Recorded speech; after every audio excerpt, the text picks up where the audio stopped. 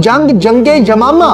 جو عقیدہ ختم نبوت کے تحفظ میں لڑی گئی ہے، اس میں 1200 صحابہ کرام نے اپنی جانوں کے نذرانے پیش کیے ہیں۔ ان میں سے 700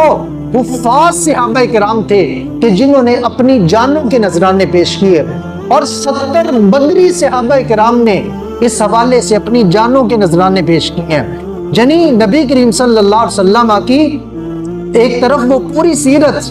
یعنی اعلان نبوت 40 سال سے لے کر 63 سال، یعنی 23 سال سرکار نے، 10 سال پہلے مکی اور 13 سال مدنی دور، نبی کریم صلی اللہ علیہ وسلم نے اس میں جو جنگیں لڑی ہیں، ٹوٹل شہداء کی تعداد 259 ہے، لیکن صرف ختم نبوت کے تحفظ کے لیے جو جنگ لڑی گئی ہے، اس میں ایک طرف صرف صحابہ کرام اور تابعین کی شہادت کی جو تعداد ملتی ہے وہ کیا ہے؟ 1200 تعداد ملتی ہے۔ تو اس سے ہم اندازہ لگا سکتے ہیں کہ صحابہ کرام کے ہاں یہ عقیدہ کتنا اہم تھا اور کتنا انہوں نے اس کے اوپر زور دیا کہ ایک لمحہ تاخیر کیے بغیر